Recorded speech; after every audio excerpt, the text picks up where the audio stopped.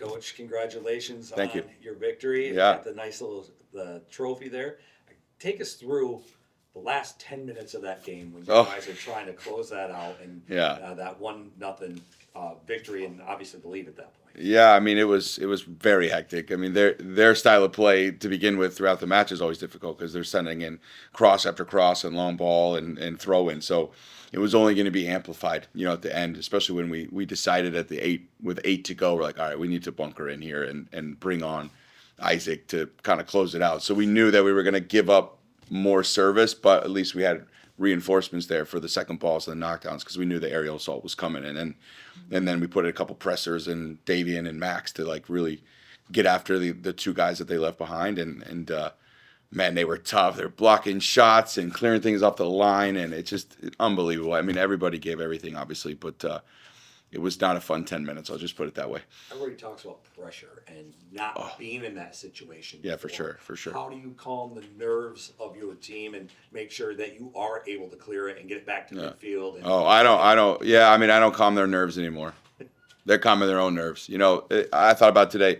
They've won in a shootout, they've won in a golden goal, and now they've won in a regulation in the playoffs. So there's nothing I can do or say. Like, I might as well not even talk during the game. To be fair, they did it all. They played. They were the ones making the passes. I mean, 13 passes on the game-winning goal with 18 minutes to go in a 0-0 game. I mean, that's them handling their own pressure, being able to technically execute after 70 minutes of running with everything on the line that they've worked for, to be able to make those sort of passes and score that type of goal. There's nothing I can do to help them. They are way beyond what I can do. They've done it themselves. So they showed that they have the willingness and resilience and can handle those pressure moments. So why not us at this point?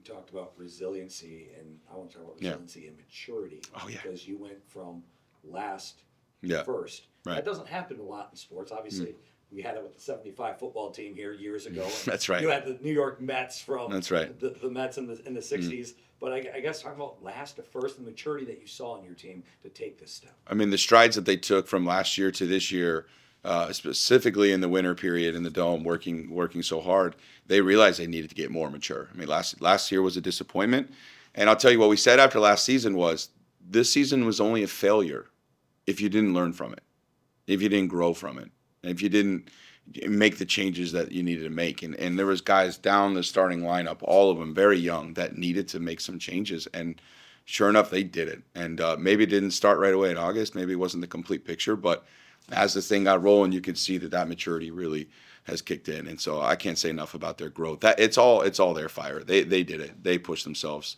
to the brink, and they're only going to get better.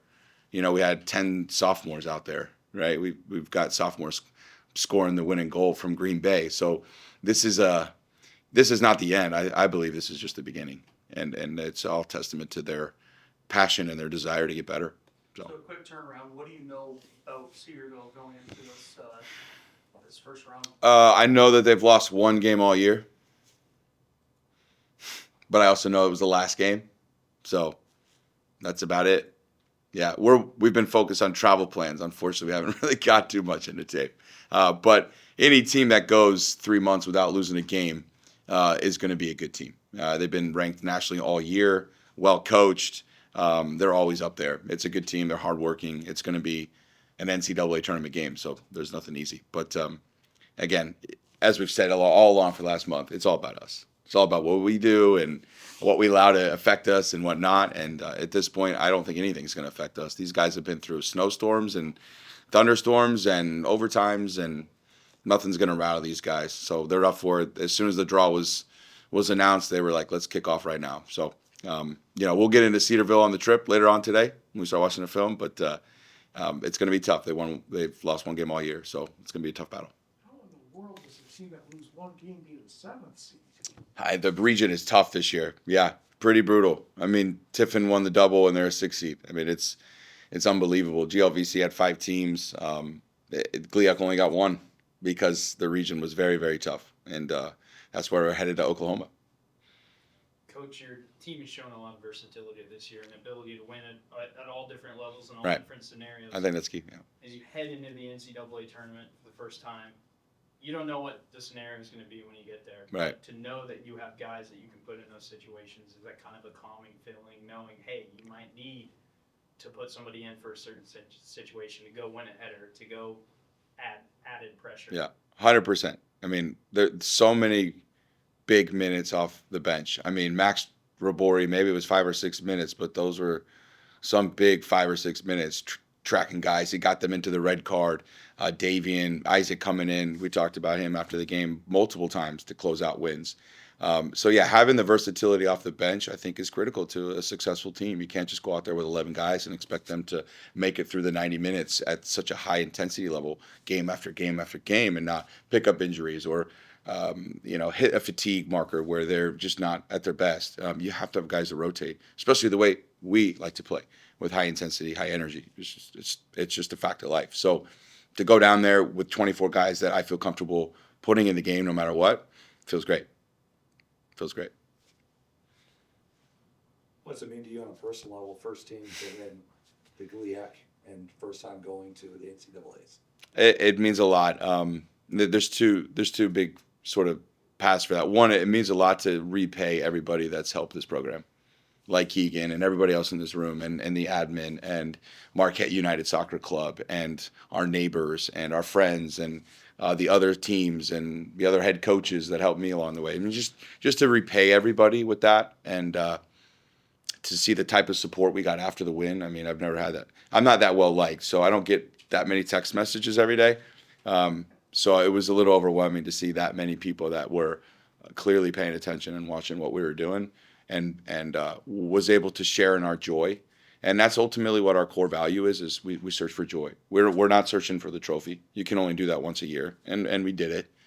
And we didn't do it by focusing on that item right there. We focused on the journey and ourselves and getting better day by day. And to be able to repay everybody over the last 3 years that have chipped in for this program in one way or the other, it's a great feeling.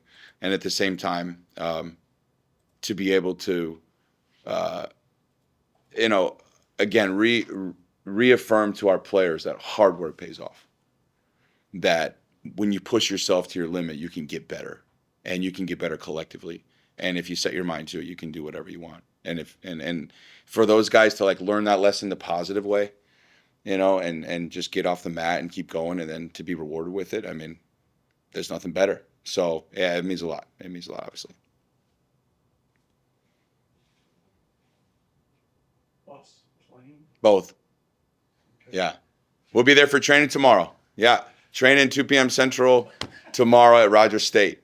And then kick off at 1 Central, 2 Eastern on Thursday. And we're going to give it a go. These guys are ready for it. I'm excited for them. You have Noah Dobrik, back-to-back GLIAC Offensive Players of the Week, got nominated and received the National Player of the Week now. Let's talk about Noah Dobrik and 32 carries, 406 yards, and just being the beast that he was on Saturday against Wayne State.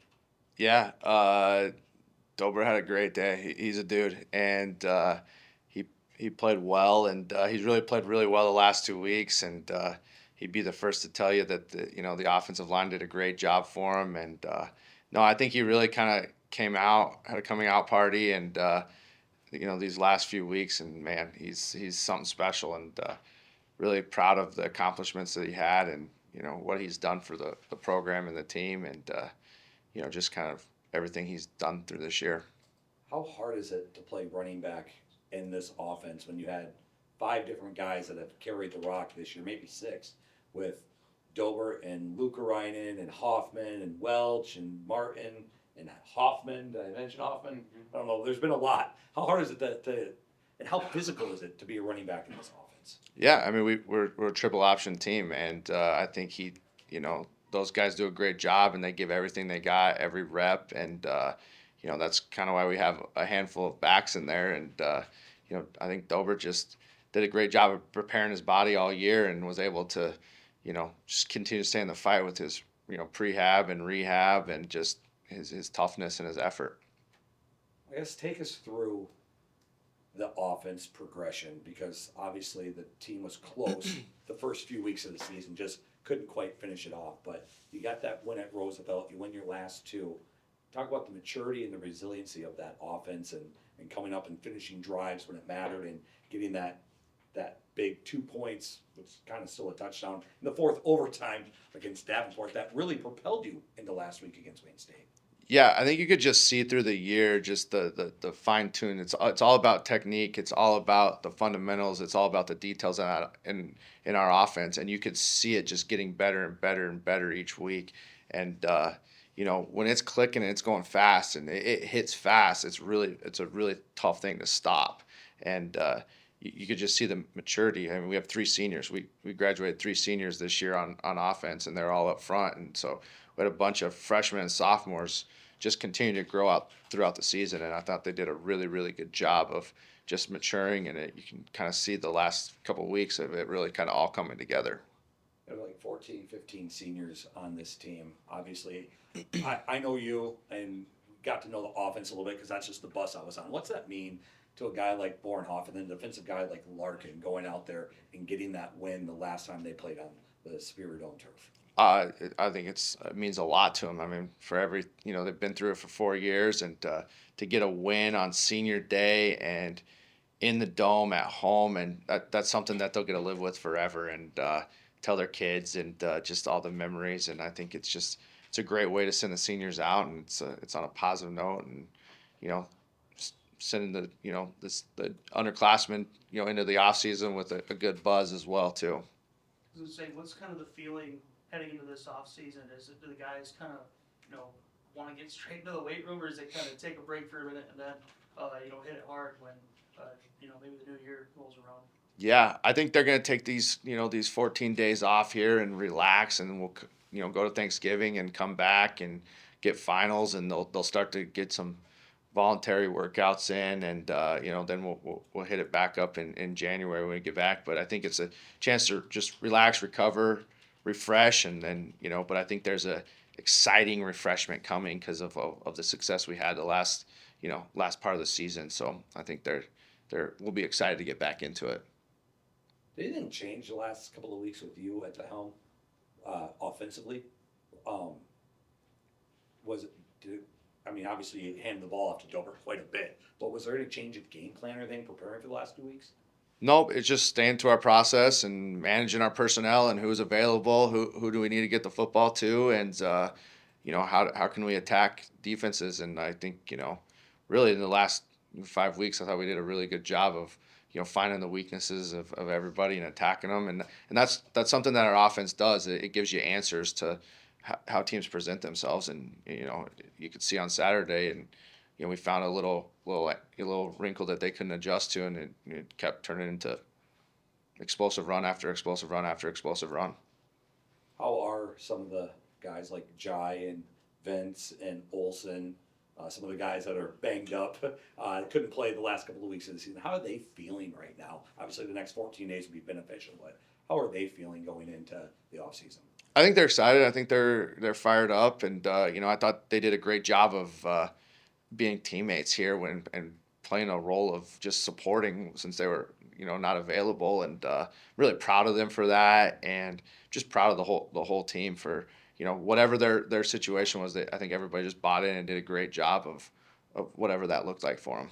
Let's talk about Aiden Horde, because he was a guy that was always coaching up. I saw him on the sideline. Talk about Aiden's progression and him wanting to get back on the field for next season. Yeah, I'm excited for Aiden, and man, we kind of joke, call him Coach Horde. He's always down there. He's in every room. He's so engaged and so locked in, and man, he's a really sharp football mind, and it's fun to have him in that room. And he's our signaler, so he's as involved as anyone in there, and he's a crucial piece to our offense and to our offense success this year. So man, I just have much respect for that kid, and I love him, and to fight through an injury like that and just to keep grinding, I'm excited to get him back on the field and see him kind of overcome this injury that he had.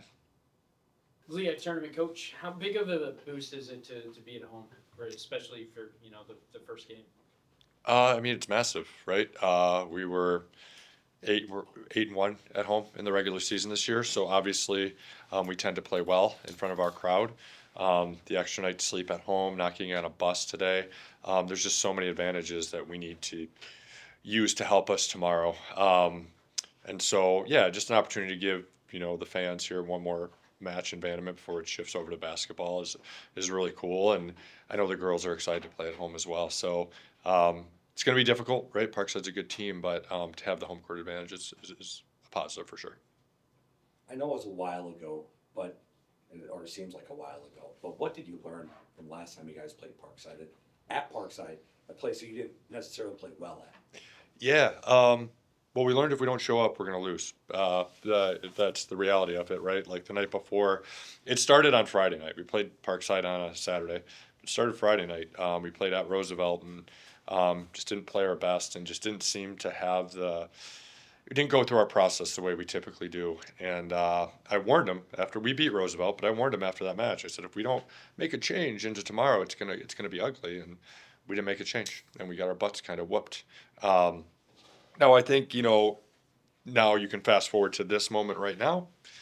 I look at that as a positive. I look at not showing up and getting your butt kicked as a kind of kick in the butt for us to like realize like, hey, we gotta prepare every day like it's the most important match. And so they would be obviously really dumb to not be prepared for tomorrow and who our opponent is. And having lost to them now, there's no rose-colored glasses on what it's going to take to win. We can't just show up and win. So our preparation is going to be the same as any game week, but it's just a shorter week because we play on a Wednesday instead of a Friday. So what we learned from them is also that they can be really physical at the net. So they're outside Ava Irving, really talented. Then Sam Fish on the right side, really talented. So we're going to have to do our best to slow them down, which we did not do when we played them at Parkside. Parkside is also very good at home. So you do have to give them a little bit of credit for that and be happy that we're playing them in Vanderbilt and not in their gym.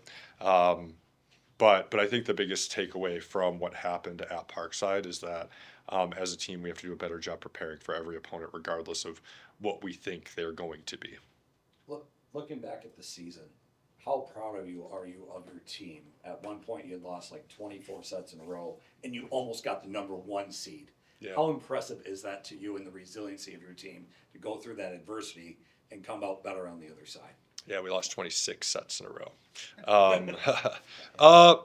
Yeah, I've been asked this question a lot recently, and I'm incredibly proud of this team, right? And there are years when, internally, that things are going to figure themselves out. That was not the case this year, right? There was a point in time, I'd mentioned this last week where, I was having a lot of doubt about like, am I doing a good enough job for these people? And I mean, the answer was I wasn't. And so I made a conscious choice to be different. And it was my team was working very hard and my coaching staff was working very hard around me. And I was just I always talk about like, don't lean into the bad. And I wouldn't say I fully leaned into it, but my weight was shifting in that direction. And so, it took the players and my assistants to kind of help me through it. Even talking to, athletic director Comley at moments helped me. And then we just kind of put our foot to the floor and said, no, let's fight against this. And coincidentally enough, the win against Parkside at home, the 5-setter, was kind of the catalyst where we realized, okay, we can win. And then from that moment on, it's just kind of been a little bit of a rocket ship in terms of how we've been performing, right? Like you said, we're 1 point away from being the number 1 seed. And we're not, and that's okay. But what we proved, from October until now is that we can beat anybody. Put someone else on the other side of the net, we are capable of beating them. It's not always pretty. This last weekend against Lake State and Saginaw, there were many moments that were ugly. But at the end of the day, we won those matches. We found a way to win those matches. The last match of the weekend was 30-32. We won it that way. So that's what it's about, and that's what this team has kind of figured out about themselves, is we're not the most gifted team. There are plenty of teams that you look at during warm-ups, you go, that team is more physically gifted or whatever it might be. But we're winners, and we figured out ways to win in unusual ways and interesting ways. And so it's been a really fun year. Aged me significantly, stressed me out significantly, but I wouldn't have it any other way, right? To be at practice yesterday, still giving everything I have, in the middle of November, losing my voice and these things, just reminds me how much I care about this team. And this team shows up and gives everything they can every day. So really proud of them. you and I have talked about this a little bit. It kind of feels like you're heating up at the right time, right? And going into the postseason, I mean, that's a dangerous team to play. Do you still kind of have that feeling? And is that kind of the feeling amongst the team as well? Like you're on a hot streak, getting warm at the right time, and it just feels like it's a lot of momentum, especially with the 2 wins you had over the weekend here at home. Yeah. I think it would be easy knowing how this year has played out to this point to kind of like be like, all right, like we did something pretty cool and whatever happens, happens. But that team does not have that mindset. That team, the team that I'm coaching right now, like we look and see who's ahead of us. The Wayne, Grand Valley at the 4 seed, Wayne State at the 3 seed or 2 seed, I'm sorry, and Ferris at the 1 seed. We beat 2 of them and we went 5, lost 17-15 to the other one. And those are the most likely, teams that we're going to face moving forward if we find a way to beat Parkside. So they're motivated. They're ready to go. Like we're ready to play in the NCAA tournament. And the only way that's going to happen is by winning this tournament. And you're right. Nobody wants to come here. I guarantee you, aside from the distance, Parkside does not want to come play us here because we're playing really well at home. And so, yeah. I mean, the motivation's there, the effort's there. I think the health of our athletes is there as well. That's a really important part this time of year is you want to be healthy. And so, tomorrow, who knows what happens tomorrow, but I know that this team is as prepared as they can be for that moment. Coach, throughout the season, different matches, you've had a lot of different hitters kind of have their night. Yeah. As you head into this GLIAC quarterfinal, is there a game plan of, hey, this is who we need to get the ball to, or is it we get into the first set and we see who's having that night? Yeah. The beauty of this team is, we have been spreading it out. The match against Saginaw Valley on Saturday, we had 5 people with double-digit kills. And that's been kind of our recipe for success, right? If, as the match is playing out, if someone is clearly playing really well, we're going to encourage our setter to get the ball to them. But overall, like, what's our game plan? And I think anyone that watches film on us is going to realize, like, we need, both of our middles, both of our outsides, and our right side, all 5 of them to be, successful contributors to our game plan. And so we'll see how it goes, like, as the first set starts to go. We do have, potentially our freshman, Kaylee McIntosh, who's been out, she might be available. And so that's an opportunity to maybe bring some off the bench if the other athletes are struggling. But since Kaylee went down and she was a really important contributor, we've only lost 1 match. And so I think for us to go into this just saying, like, the team we have is capable of doing it, and if we need the help, we have it, is a positive. But the team we have out there right now, I think, is capable of being good, and our success is going to be driven on defense. So get the ball off the ground, right? The simplest form of volleyball is like when you were a kid playing keep the balloon off the floor, like same idea. And then we got to block and slow down those 2 hitters I referenced, and then spread the offense out as much as possible. And I think that'll lead to our success. And like I said, if there is a hot hand like Sid Bartles against Ferris, where she had 21 kills, then yeah, set Sid the ball. But otherwise, spread it out as much as you can.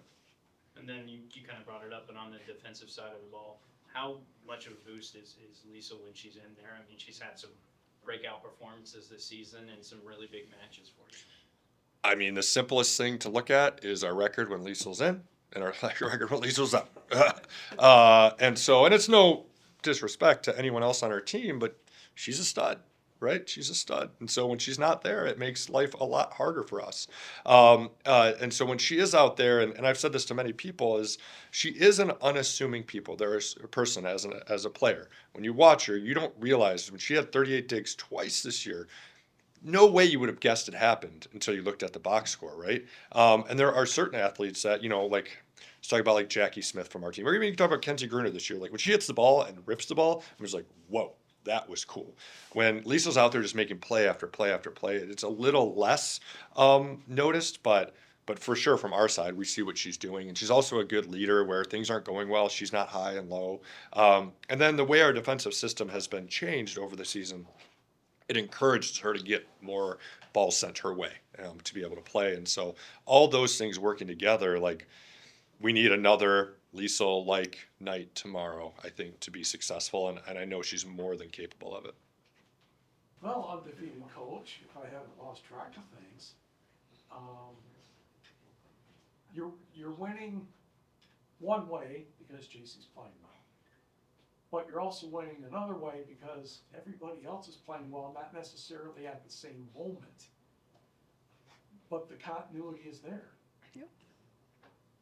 Right? Wrong? For sure. I mean, it's more than one person, right? Anybody can focus on one person and take one person away. JC obviously is a big part of it. Sarah's a big part of it.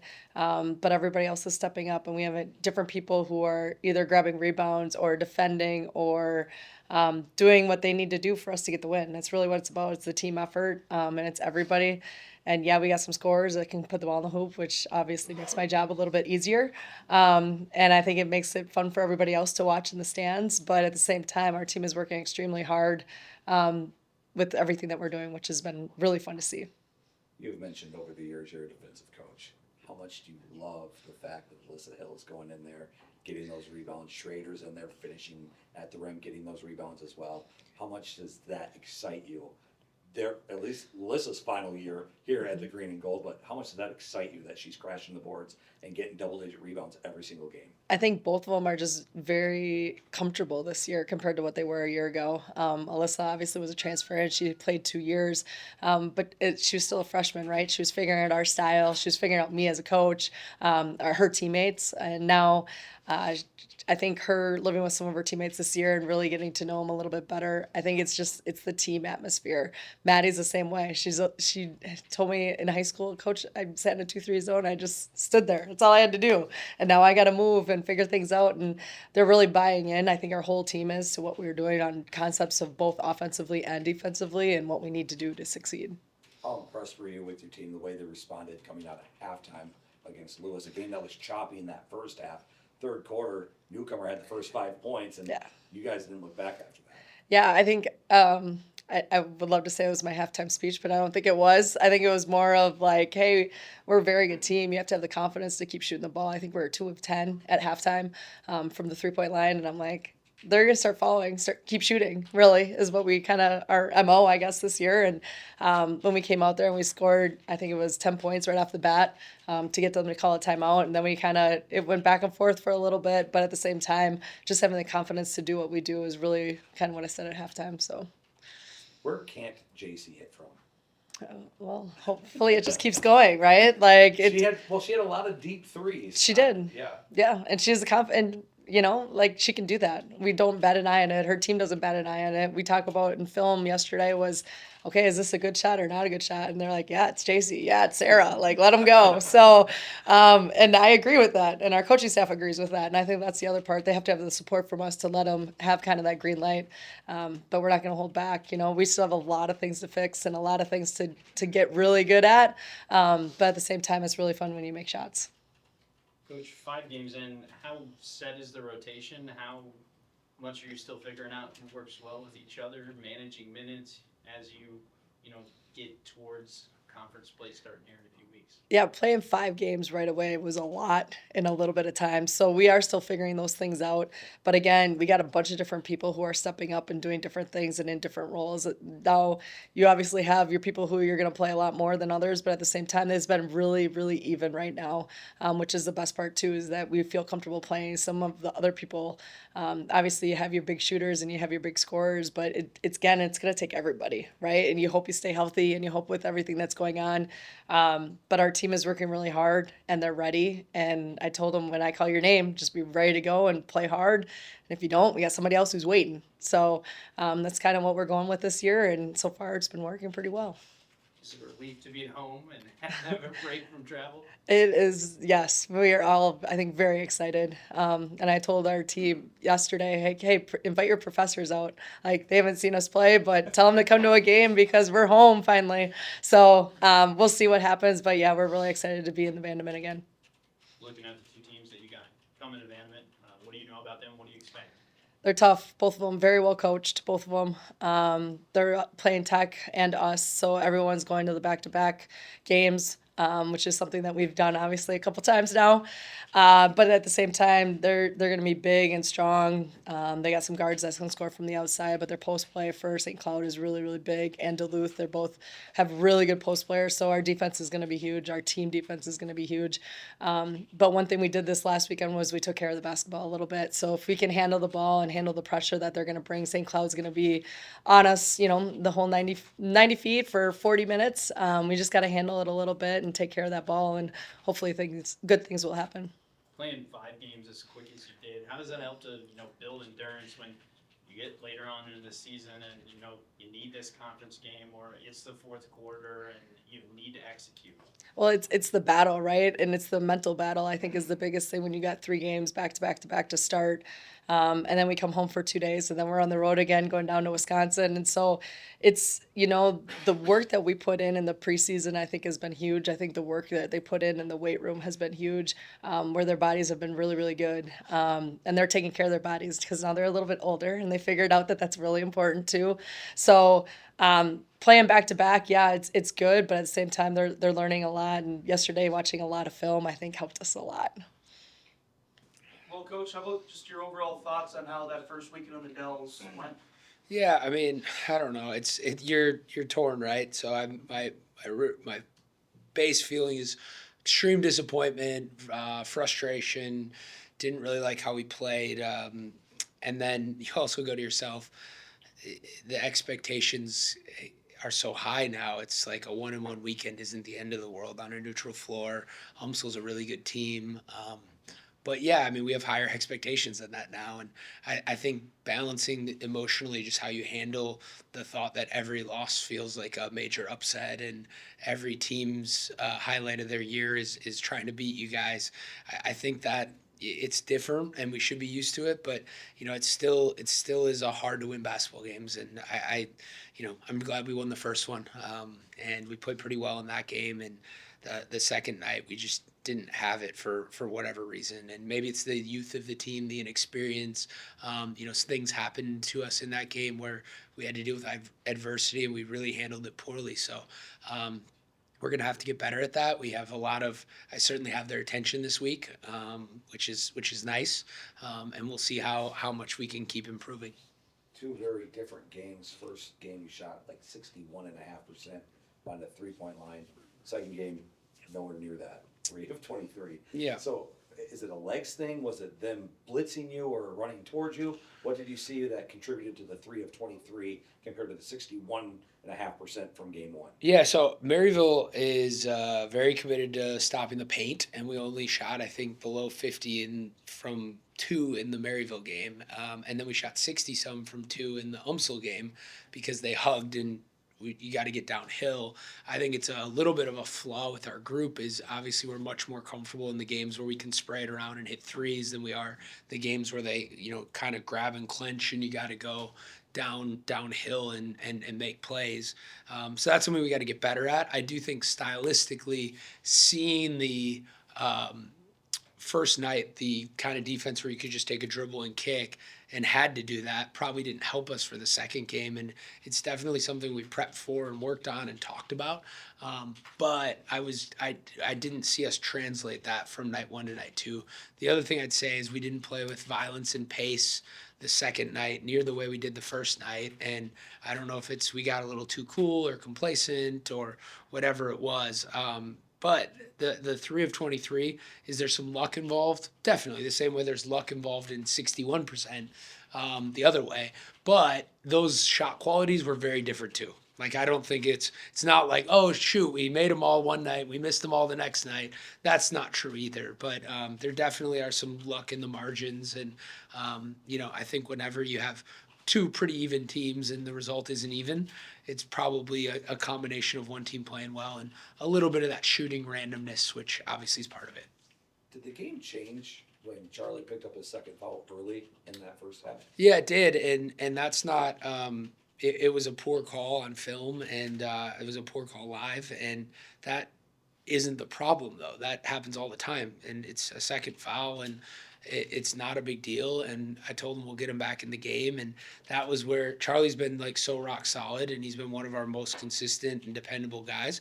But that's where it hit me. He hasn't played a basketball game since 4 years ago in high school. Like, he's practiced at the highest level and he looks very comfortable, but those are like the mental things that just haven't happened to him.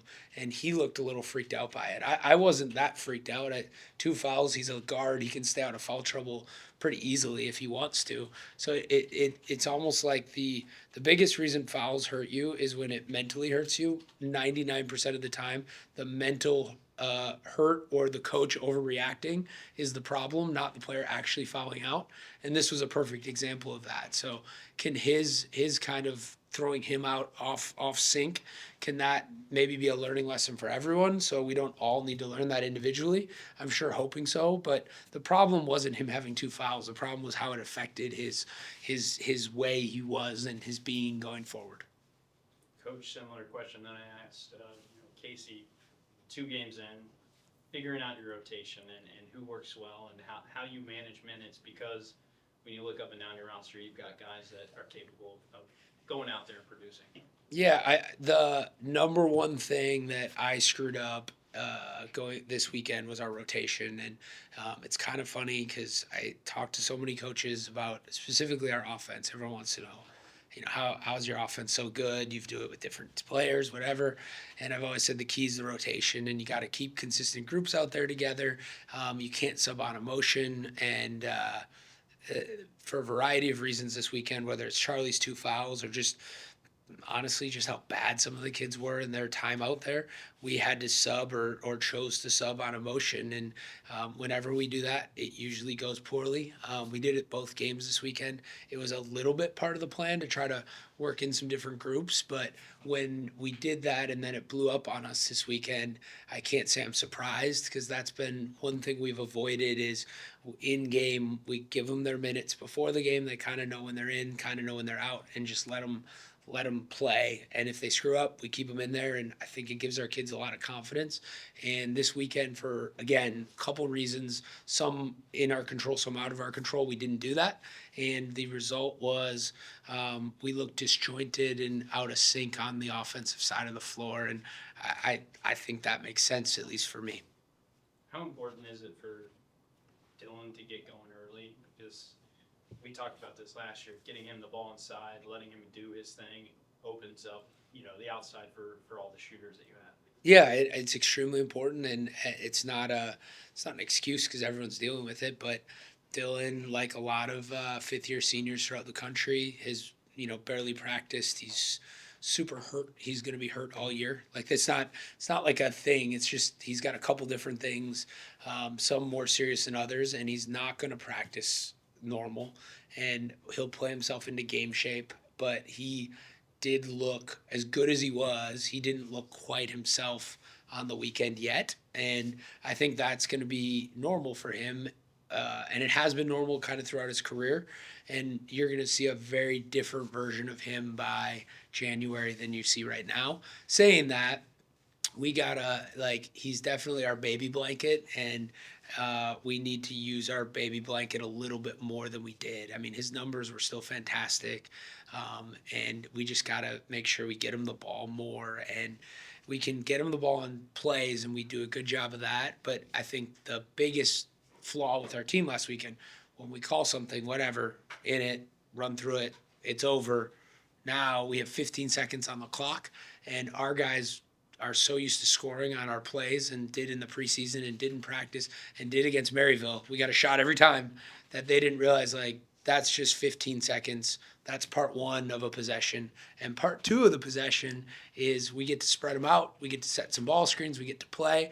That's where we're best. We're not even best in those sets. It's just to move the defense.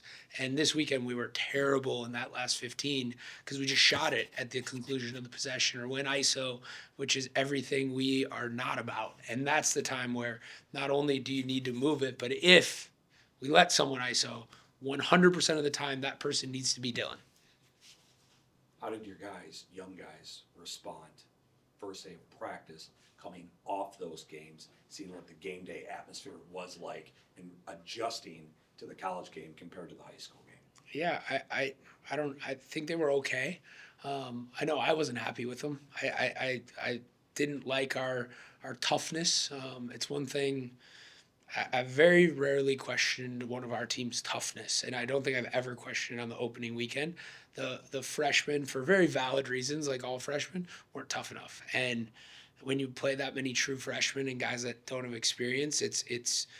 I told them all after the game, it makes a lot of sense. It's why no one recruits freshmen. It's why no one's playing freshmen.